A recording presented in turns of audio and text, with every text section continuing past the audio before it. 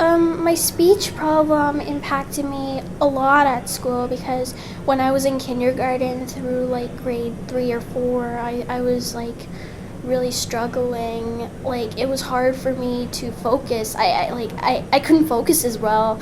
Plus I had a hard time understanding, the language, the vocabulary and reading. So it was really difficult for me. In elementary school, the speech and language pathologist probably plays the greatest role they're ever going to play, and that is in terms of, this is a real explosion of learning in terms of language.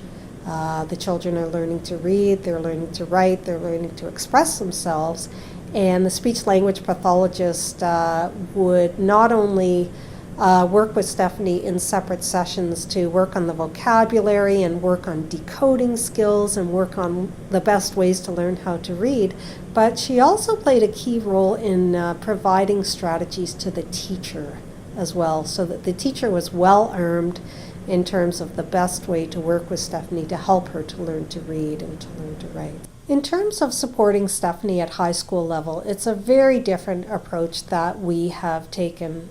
We were very, very involved with the schools and the teachers all through elementary school, and that was really important in terms of laying the groundwork for Stephanie to be successful at high school. Stephanie's been a great example of how the system works well.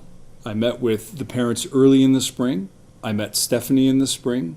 Stephanie came on visits to the school so she felt comfortable with the building and the physical surroundings. She was introduced to her teachers at the earliest possible point so she could recognize them and she knew who they were. In getting to know Stephanie before she came into the classroom, it was really important for me to sort of prepare some things ahead of time. So getting a chance to read over her IEP, also having a chance to speak to the learning support teachers in our school, having prior conversations with the parents and maybe setting up an email conversation with them and email contacts that I knew that we would have consistent contact throughout the year. In terms of grade 9, we continued to be highly involved in terms of allowing the teachers and the LST an opportunity to get to know Stephanie and what her strengths were and where she needed the support. But the other piece that was really important was us being able to support Stephanie at home in a manner that gave her the confidence to go back to school and start to advocate for herself. My parents help me usually. When I have homework, she would usually sit down with me and help me understand things. And usually when I'm all done the writing on the computer, what she would basically do is sit down and help me edit and give more thoughts and expand it a little bit, which really helps. Once she started in the school, my role with Stephanie has taken on very different things. I've been a mentor for her. I've troubleshot for her sometimes. If she's having difficulty with a teacher, she'll come and find me. I often answer emails from the parents because they've highlighted something that they've realized at home, that Stephanie's having trouble with a certain assignment, and could I help her with that? And Stephanie needed to develop the confidence to be able to go to each teacher and let them know when they were struggling and not be afraid to raise her hand in class. So for us, while we listened to her concerns and did the odd email in grade 9, in grade 10, we're able to do it a little bit less because Stephanie is now developing the confidence to go directly to the teacher and knowing that she can go to the resource room with any concern that she's got and knowing that that will be addressed. My meetings with Stephanie, they're not often long things. They're just even a 3-minute conversation. I help Stephanie get through or over a hurdle, and then she's back on task, back to class, and she's really in control and she's handling it, and off she goes.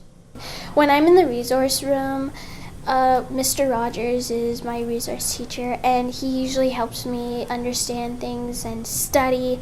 And usually, like, when I feel uncomfortable about something, like, for example, the literacy test that I had to take on March the 29th this year, I was really, really nervous, so I decided if I told him, he would make me feel better, which it did really help. So the support is very different in terms of giving Stephanie the toolkit that she needs to advocate for herself more and more.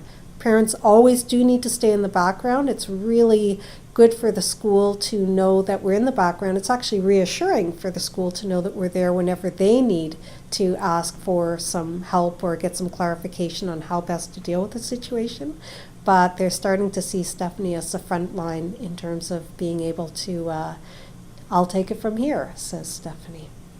Well, after when I graduate for high school, I really hope to go to college and I hope to get a good career. I'm hoping in the future as a career I would be happy to get a job as a veterinary technician because I really like to help out animals and I'm sure it would be a really good career for me.